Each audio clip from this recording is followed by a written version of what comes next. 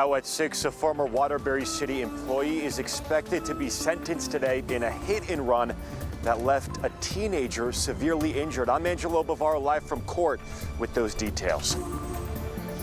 Well, the first 3 days of the new year were quiet for Hartford, but on the 4th day, the city would see its first homicide of 2025. I'm Jamel Johnson, and coming up on Fox 61, we're here at the State Superior Court in downtown Hartford, where the suspect faces a judge for the first time.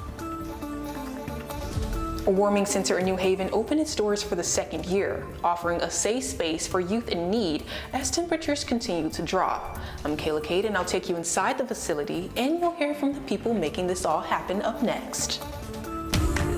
All local, all morning. This is Fox 61, Connecticut's news station.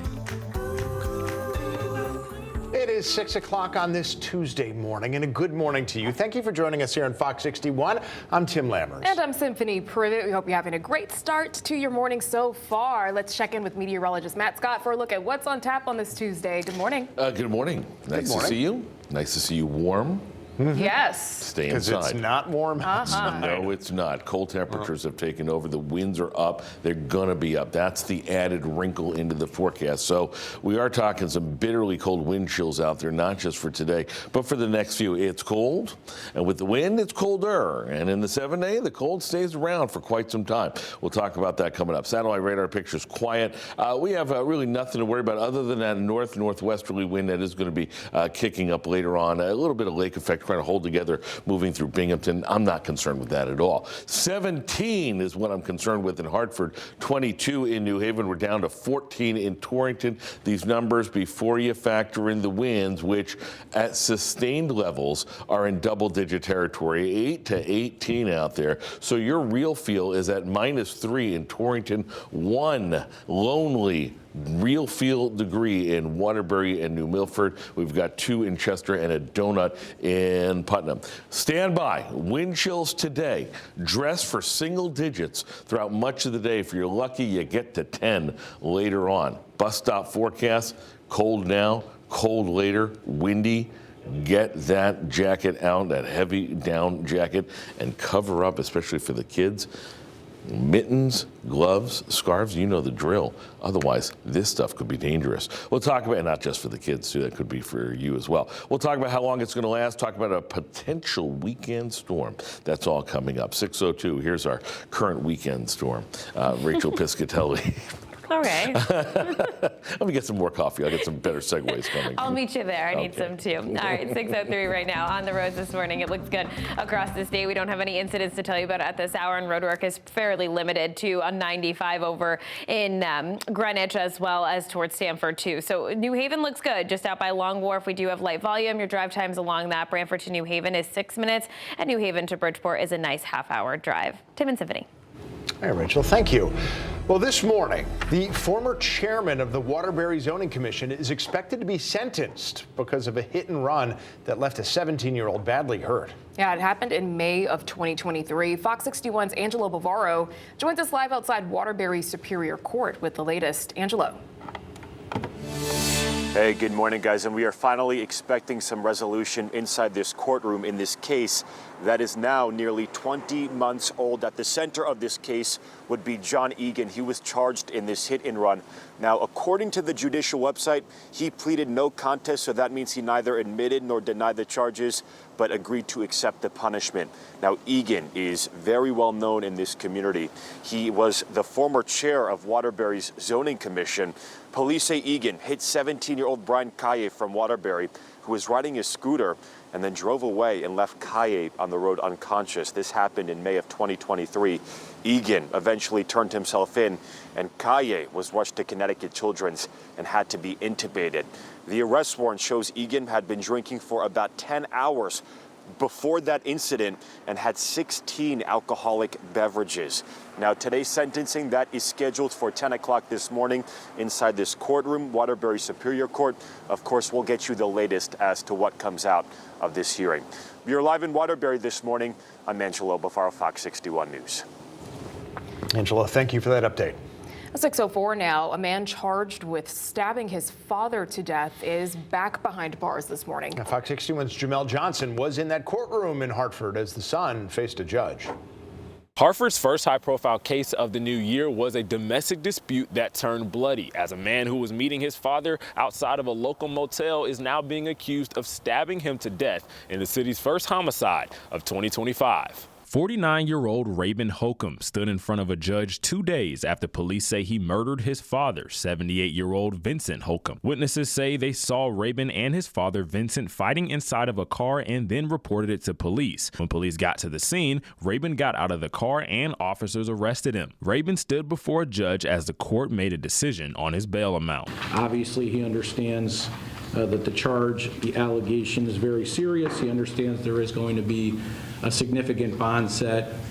Any bond that the court sets, he's not going to be in a position to post. I don't believe $3 million or $2.5 million would be necessary to guarantee Mr. Holcomb's return to court. So I would ask the court to use its wisdom in determining what the court feels is an appropriate bond. Ultimately, Holcomb's bond was set at $2 million, and the case matters will continue February 19th. In Hartford, Jamel Johnson, Fox 61 News. And just a reminder here, if you or someone you know are in a relationship that's become violent, you can call either one of these phone numbers on your screen to reach the National Domestic Violence Hotline or the CT Safe Connect hotline. Each of their websites is also up on your screen right now. They are both available 24/7.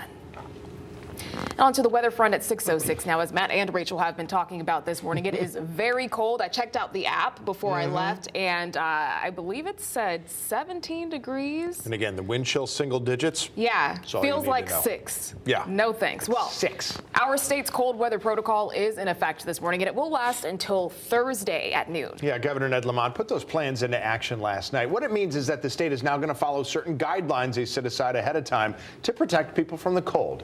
If you or someone you know needs shelter, you can either dial 211 or visit this website, 211ct.org, to see where there are warming centers and shelters near you.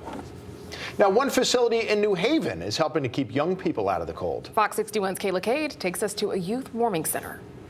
The Youth Continuum in New Haven opened its youth warming center Monday night for those in need. Youth experiencing homelessness, housing instability, couch surfing, giving a place to walk into later nights when they can't walk into a shelter bed, to come here for a safe place outside of the elements. It's operating for the second year in a row. We advocated last year to open the first one ever.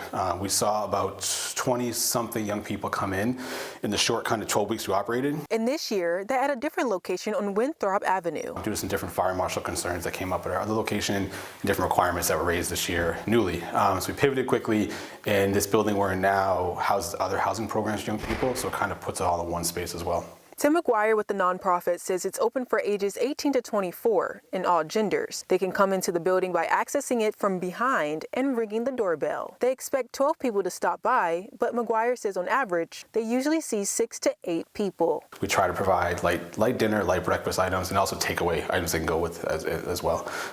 This year we can offer showers on site. The nonprofit also operates a shelter for the youth. So coming here will help them get connected. This gives a walk-in space available where they can get connected to resources, a CAN assessment, a homeless assessment, and then get on the possible shelter wait list, so while they wait for a bed. So again, a young person can come here night after night after night until the bed's available, and then we can kind of transfer them over to an opening over there. Some in the community say there's a need for more warming centers in the city. McGuire says they had to advocate for funding to support this center because young people didn't want to go to larger adult spaces.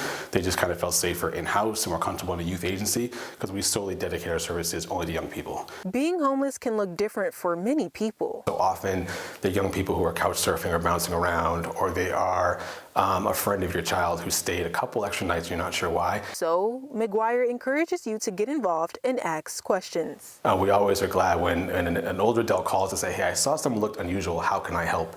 And reach out. We're happy to come out and educate the community, talk to people, kind of look for signs of what youth experiencing homelessness might look like. If you would like to help the warming center, you can donate items such as water, hygiene products, and food. Now, the warming center will be open until late April. In New Haven, Kayla Cade, Fox 61 News. And you can get instant updates on the weather as well as top stories anytime on the free Fox 61 app. Just point your camera at the QR code on your screen to download it for free and check out fox61.com 24/7. 6:10 now over in Meriden. The city council is closer to getting rid of what some call an eyesore. Now, we first told you about this yesterday morning. The council plans to vote on funds to demolish a factory that was damaged in a fire 3 years ago. Now, Fox 61's Kay Pattyfoot was there yesterday. She shows you now what the future holds for the former home of the International Silver Company. In Monday's city council meeting, renderings were shown to the council for a new senior building that the city desperately needs. After a fire in 2022 left the 116 Cook Avenue building damaged, City Council voted Monday night to demolish it. Once the city council actually agreed to a plan for the senior center, health department combination.